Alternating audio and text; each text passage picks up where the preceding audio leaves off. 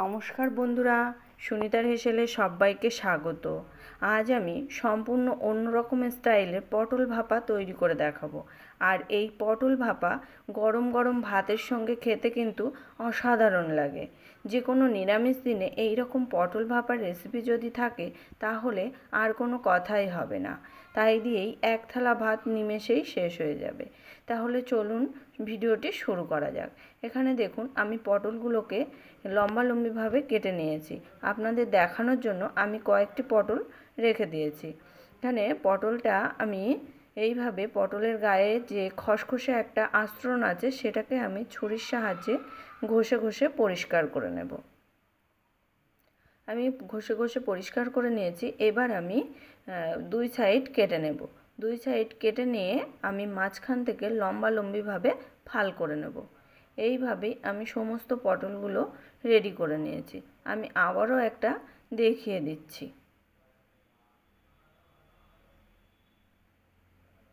দেখুন, এইভাবে আমি দুই সাইড কেটে নিয়ে মাঝখান থেকে লম্বালম্বিভাবে ফাল দিয়ে নেব। এইভাবেই আমি সমস্ত পটলগুলোকে রেডি করে নিয়েছি। আর এখানে চেষ্টা করবেন একটু জালি পটল নেওয়ার।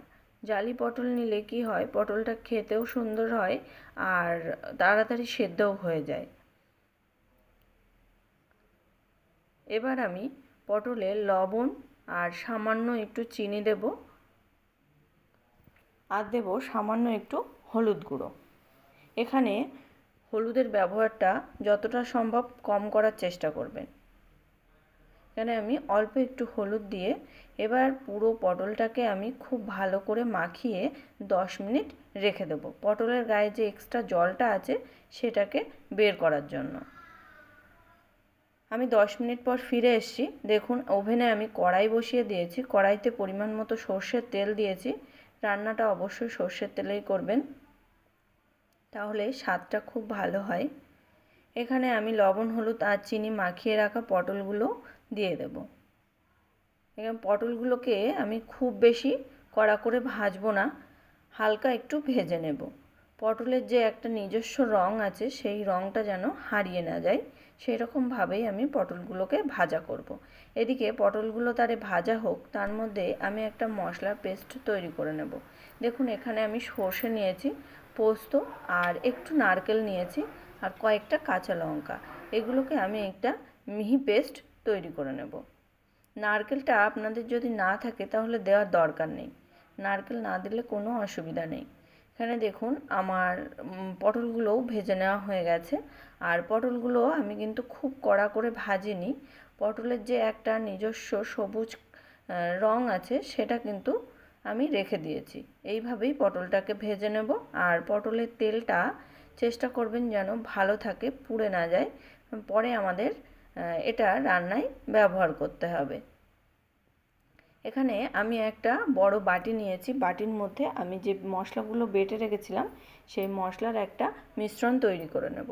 এখানে দেখুন আমি সর্ষে, পোস্ত, নারকেল বাটা দিয়েছি আর কাঁচা লঙ্কা দিয়েছি। ঝালটা আপনারা আপনাদের স্বাদ অনুযায়ী ব্যবহার করবেন। এবার দিয়ে দেবো 1 চামচ গুঁড়ো দুধ। এখানে অবশ্যই গুঁড়ো দুধটা ব্যবহার করবেন। নারকেল বাটা না দিলেও কোনো অসুবিধা নেই, কিন্তু গুঁড়ো দুধটা অবশ্যই ব্যবহার করবেন। এবার দিয়ে দেবো স্বাদ মতো চিনি আর দেবো সামান্য একটু লঙ্কার গুঁড়ো।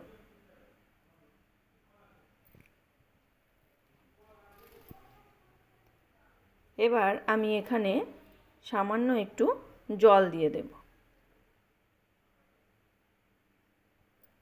এখানে আমি হালকা উষ্ণ গরম জল নিয়েছি, যেহেতু গুঁড়ো দুধ দেওয়া আছে তার কারণেই আমি এখানে হালকা উষ্ণ গরম জল নিয়েছি।